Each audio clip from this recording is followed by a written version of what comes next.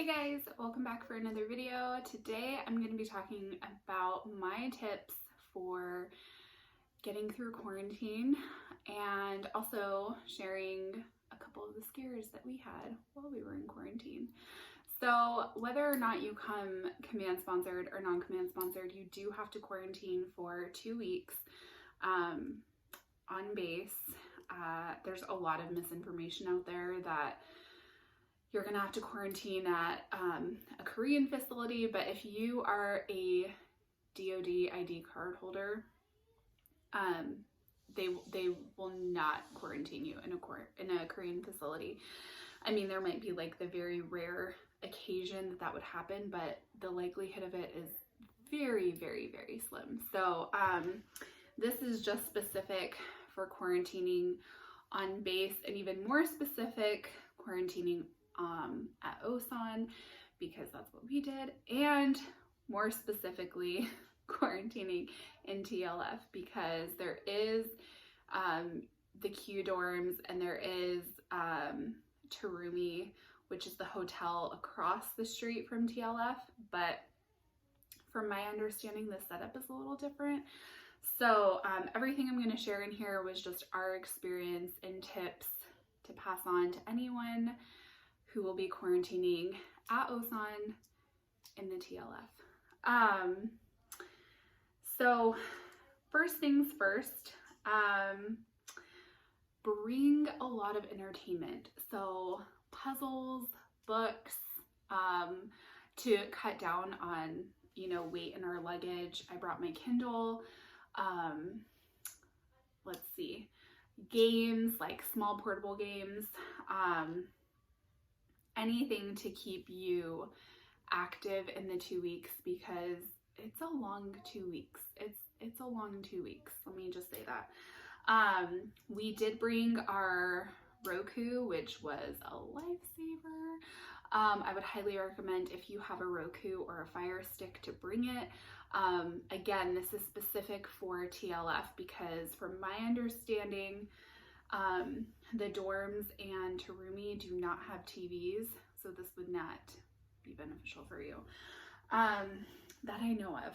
I could be totally wrong on that though. So I will say, I wish I would have gotten a Fire Stick prior to coming, because now that we're in our apartment, we have a Fire Stick. I had to order one off the BX because Amazon wouldn't ship a Fire Stick out here. So, and it was way more expensive ordering it at the BX. So if you do not have a Fire Stick yet, I would highly recommend getting one now while you're still stateside. And the reason for that is because you cannot put a VPN on a Roku. And a VPN is really helpful out here because it helps you watch Disney Plus and other restricted Hulu, other restricted apps that you can't watch without a VPN. So while we were in quarantine, our Roku worked just fine. We were actually able to access Hulu, which was really, I'm not really sure why, because I don't know if it had something to do with AFN or I don't know, the router settings, I have no idea. But once we were out of quarantine, our Roku did not work for any of the apps. I will say, if you don't have, if all you have is a Roku and that's all you're planning on bringing, that's gonna work just fine. And Korean Netflix is actually really amazing. I've shared this with some people. They have so many things on there that is just awesome. So bring a Fire Stick or a Roku. Again, like I said, I would recommend a Fire Stick over a Roku just because you can add a VPN, and I do recommend ExpressVPN. It works phenomenally for us. Also, Beachbody On Demand. We already had that subscription prior to coming, and I'm so glad we did, because you guys, 2 weeks of really, your whole day is wide open, so you might as well. I mean, we would put on yoga videos for the kids. They have a bunch of different kids workouts. We would do different HIIT workouts. Like, you just gotta stay active to keep your sanity. Bring your own laundry detergent. There is laundry like a laundry room, in on every floor. And they do have a coin machine, but when we were there, all they had was fabric softener. So unless you want to wash your clothes with just fabric softener, I would bring your own detergent. That came in really handy for us. Let's see. Next is to budget way more than you think you're going to need for food. So we only ate, so you can have different things delivered. There's a list, so you'll get a packet when you arrive for quarantine, and there's a list on there of all the places on base that will deliver to you. And we didn't try all of them because we only had food delivered a few times. The barbecue place is amazing, Par and Char. I would highly recommend checking that out. But other than that, we just had groceries delivered from the commissary. And there is an Osan app. I'll see if I can add it to the description. If I can't, just search Osan Air Base in the App Store and it comes up, and it has a ton of info on there for newcomers. That's where the grocery Google Doc is, where you will that you'll use to order groceries. But just be prepared that you'll probably spend a lot more than you think you will. We just did not even think to factor in the price of some things on base here. So our first grocery order, I ordered a lot of standard stuff that we eat regularly, like romaine lettuce. Highly recommend not ordering romaine lettuce while you're in quarantine. It's ridiculous. Maybe you could just add, salad mix bag, because that is much more affordable. But the packs of romaine are ridiculous. Fresh chicken breast, ridiculous. So anyway, all that to say, just budget a lot more for food than you think you will need, because our first grocery order was for a week's worth of food was more than half of what our monthly grocery budget was in the States. So it was a shock.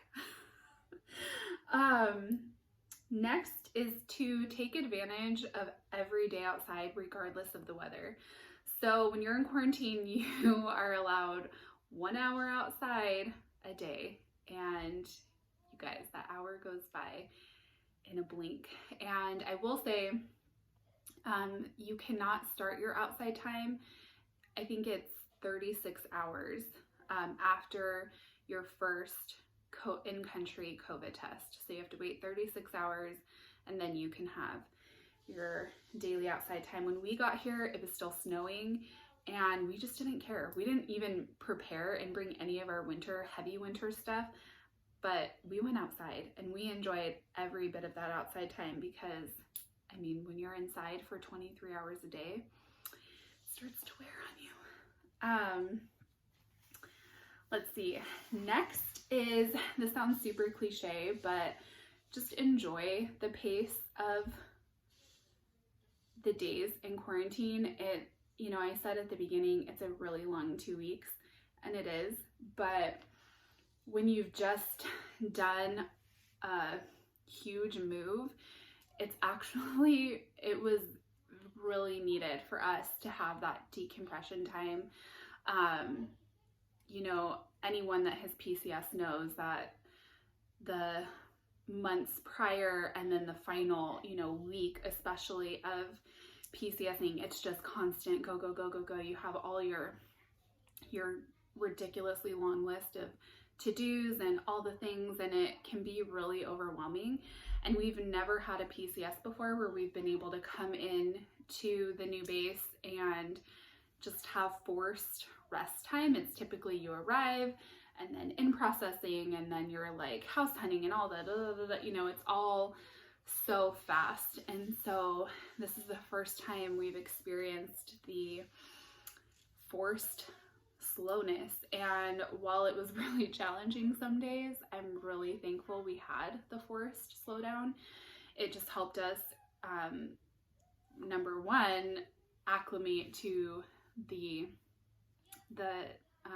time difference, helped us wear off jet lag, just have that breather, you know, we were able to relax, and it was really nice, especially after the stress of what the move was. It was really nice.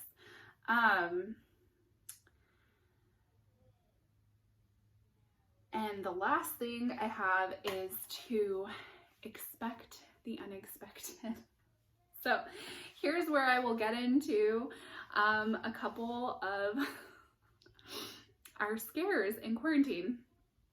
So the first one was, so when you have your first COVID test, it is, now this is only if you're arriving commercially. I believe if you arrive on the rotator, you get tested the day you come in. I think, that could be wrong. When you fly commercially, your first test is the day after. So we, you know, landed here on February 2nd. So our first test was February 3rd. And so they had told us, you know, no call is good news. If they call you after your first test, they're calling to tell you that something that's not so good news. So we had our first test, you know, everything went fine. That whole day went by, no phone calls. So we're thinking, yay, this is amazing. In, you know, a short time, we're going to be able to go outside. Well, it was not that day. So it wasn't the 3rd, but it was, I'm sorry, let me think. It was that day. So it was, so the whole day we got tested really early in the morning. I mean, not a ridiculous time, but in the morning. And then we went to bed, and I sometimes will sleep with earplugs in because it just helps me like drown out outside noise. So that night, because I was so tired, I had put my earplugs in, but I woke up about 11 o'clock, midnight, somewhere. It was later, and my husband was awake, and I could just tell he was really stressed out. So I asked him what's going on, and he said he had just gotten a phone call from public health saying that one of our kids, their test came back positive. And before I go any further, I do want to say that, you know, I didn't answer the phone, and this is no slight to my husband, but sometimes, you know, when information is relayed, it's not always like, you're not getting the full picture. Love the man dearly, but sometimes he leaves out really pertinent information.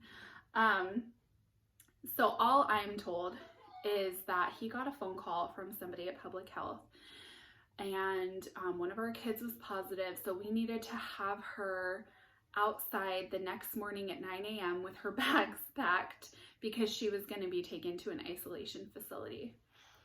And I'm just like, number one, I'm still super tired, and I'm like freaking out, and I'm just, it took me forever to process this because it's just, you know, that's news that you don't ever want to get. And this was something, you know, I've talked to other people that have come around the same time we did, and, you know, they said, oh, that was always one of our fears, that, you know, that would happen to us. I never thought that. I never went into my thinking of prepare for a positive test. I just wasn't, that wasn't anything that was ever on my radar. So he tells me this, and so my reaction is, well, what did you tell them? And he said, nothing, because my husband is a total yes man. It has served him very well in his career. You know, if he is told something, he is just really diligent at following orders.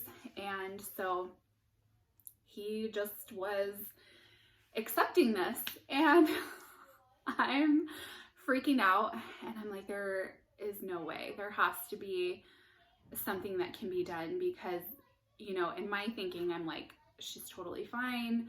There's no symptoms. We've been submitting, while you're in quarantine, you have to submit your temperature every day.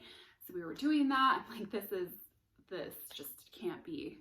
I will not take this for an answer. And anybody that knows me personally knows that that is my personality. I do not try to be confrontational, but I question everything because I just do. That's just how I am. So anyway, I'm freaking out. Of course I can't go back to sleep. So I tell him something, like, we have to talk to somebody else. There has to be another way. There has to be a way for her to get retested before they make such a crazy move. I mean, it's just, something has to happen. So we call public health back. Of course, we can't get the person that had originally called him. And so we're just being passed off person to person.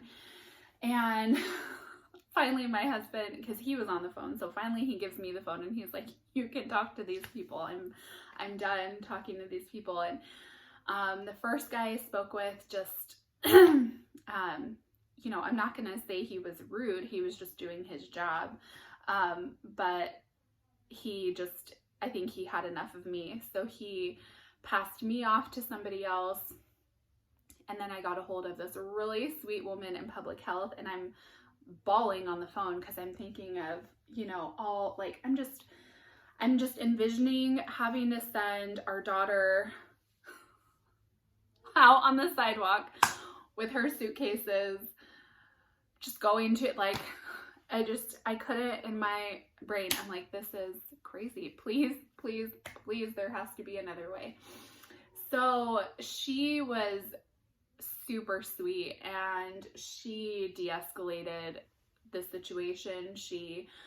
I do not remember her name, but she was amazing. And she told me, okay, her solution was, so the gentleman that had originally called my husband to give him, pass on that information, she said she was going to get with him and see, you know, if there's a different course that can be taken before they jump to moving her to an isolation facility.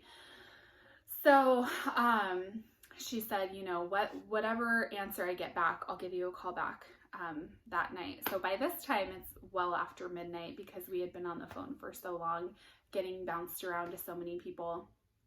And so she calls,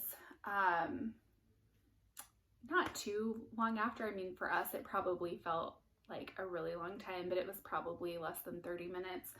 She calls back and she says, okay, we have decided that we are going to go ahead and test her again before we move her. So they said they didn't have a set time, but they just said, we'll call you tomorrow and somebody will come pick you up and we'll have her retested and, you know, we'll see where we go from there. So, you know, it didn't really alleviate the stress, but it gave me, you know, that sliver of hope to cling on to. We did not sleep at all that night. It was just, that was probably the longest day and night we had in quarantine. And so then the next day, you know, most of the morning goes by and then we're like well into early afternoon and then later afternoon. And I'm thinking like, oh my gosh, when are they going to call? So finally, I think it was my husband that actually called just to say, hey, we're still waiting. And it was shortly after they called back and they said, be outside in 10 minutes and we're going to take you over to the hospital on base and have her retested. So he went with her and they were picked up about 4:30 that afternoon. And they said, you know, after testing, they'll have the results in about an hour. So that hour was the longest hour. One thing I was really thankful for is, so my husband and I were texting back and forth, you know, have you heard anything? Have you heard anything? And our room phone in our TLF room rang and it was a really sweet gentleman in public health, and he called to give me the news before he gave it to my husband, because he knew how stressed out I was. He was one of the ones that we had talked to on the phone the night before, and so he knew just how stressed out and freaking out I was. And so he said, I wanted to call you personally and tell you that her test came back negative, so we're not going to move you. You guys stay put. And you know, then he had told us, you know, you do have to wait 36 hours now after this test before you can go outside. So we had to wait an extra day before we could go outside. But you know, that in comparison to being separated from our child, that, yeah, we were willing to do whatever. So I was really thankful. That was our first big scare. Well, I guess I should say that was really our only scare in quarantine. We had one other instance, which I'll share in just a second. But you know, I'm really thankful it worked out the way it did. I can't say, you know, that's how they handle every situation like that, but I don't know if it's because a minor was involved or what it was, but I'm really thankful for the people at public health that we spoke with that were really willing to you know, do a retest before they moved her. So it was a really scary situation. You know, you're already in an unknown territory, you're already exhausted from the stress of moving overseas, and this just was a huge weight on our family. And so then when, you know, it worked out the way it did, it was that huge weight lifted. So so then the rest of our quarantine time went after that. You know, the rest of the first week and then the second week went by pretty much without a hitch. So your second test is done on day 12. So our day 12 tests, I'm just thinking, oh, I mean, we prayed nonstop, and you know, I tried not to be really cynical. I had to constantly just meditate on scripture and really get my mind right going into it, because I didn't want to go in all stressed out. And so our day 12 tests came around, and you know, the testing itself was fine. And typically, from our experience anyway, every time we've gotten a test, it has been posted on TRICARE Online within about 2 days, like 24 hours typically, maybe a little bit longer. Now, to be released from quarantine, you do have to wait for the official call from public health. So even if you get the notification that your results are posted online, that doesn't give you the free pass to check out. You have to wait to be officially released from public health. So, or by public health. So we had got the notification that our day 12 tests were posted the next day on day 13. And so I just went on there just to, you know, it gives you that peace of mind to make sure, like, you know, we will be expecting the phone call on around day 14 to be released. And so I'm going through everybody, and it's like negative, negative, negative, negative. And then we get to mine, and it says, it had a weird code on there. I can't remember exactly what it said, but then in the description, there's like a little notes section, and it said, test leaked in transit. And I'm just like, of course it did. Of course it did. I will say I'm thankful it was mine and not one of our kids, because having to have our daughter tested more than she needed to, like, that was already hard enough. I didn't want any of our kids to have to go through that. My kids are getting along out there, as you can see. So I was thankful it was mine, but it was just, I mean, we laugh about it now. It just was an added headache. So I already knew that I was going to have to get retested. In reading that, we were just waiting to hear back from public health that, you know, they were like when they wanted to retest me. So thankfully they called that day and said, you know, you do need to be retested before you can be released. And then they were able, so I had my test, my retest on our day 14. I went, they picked me up at 9 and yeah, got retested. It was totally fine. And I was expecting that you know, it was going to then be even longer for us to be released from quarantine because they were going to have to, you know, process the test and all of this. But one thing that was really awesome is that because it was a retest, they put my test in a different envelope than like the standard tests prior that we had taken, and it was just so that it would be processed faster. So from my understanding, all the tests that they process, they actually don't process them on this base. They send them to Camp Humphreys because their lab is bigger. Well, when you have a retest or when you need rapid results, they test them on the base here. So that was really helpful because they had my results from my retest back, I'm really an hour and a half later.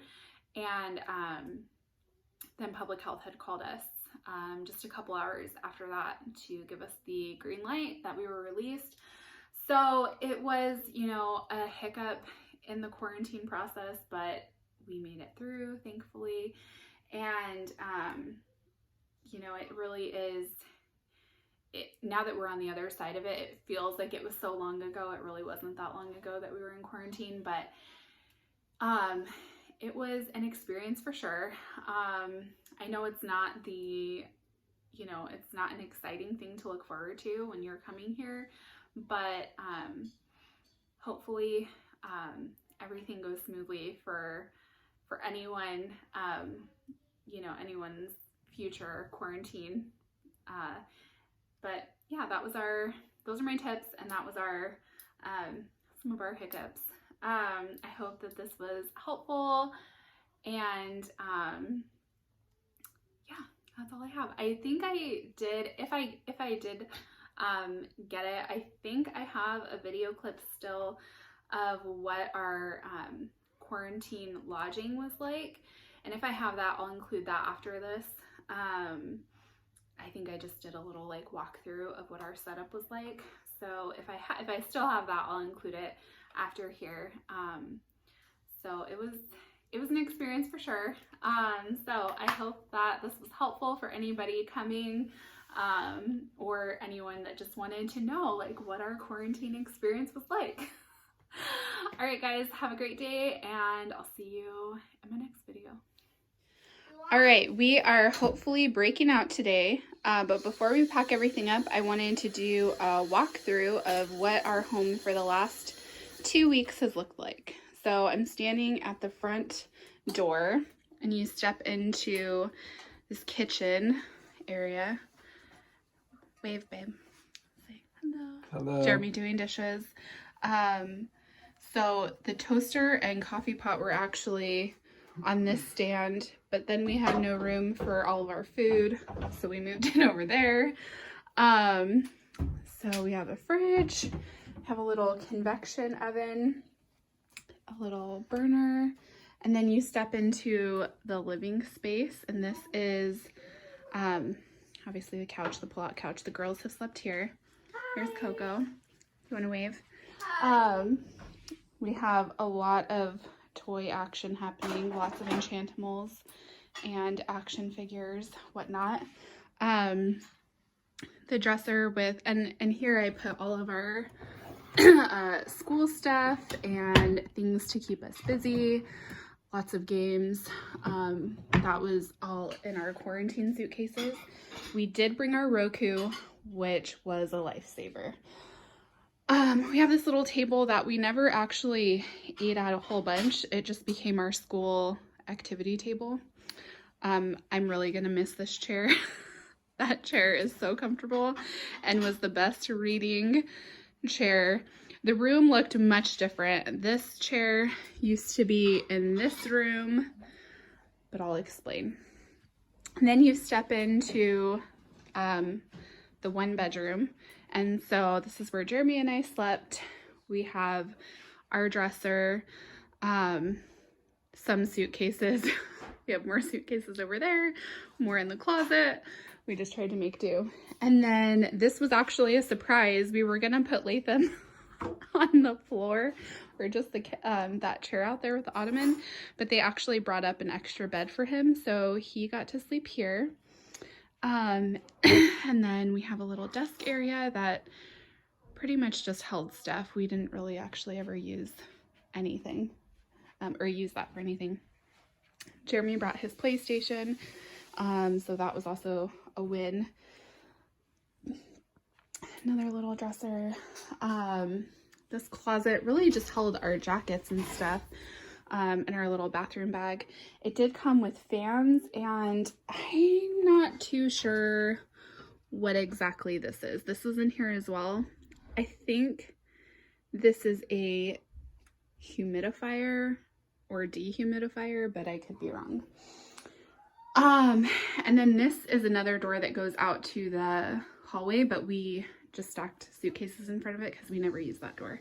And so directly off the room, you step into this little bathroom, and we have our vanity. Pardon the mess, we're packing everything up. So just a sink and medicine cabinet, and then in here we have the bathroom, so just toilet and bath, shower, and the water pressure in this thing is phenomenal. We are really gonna miss that as well. Hopefully our apartment will have that same. So this has been our home for the last 2 weeks. Yeah, we've made it as homey as we possibly can, but we are ready to get out of here.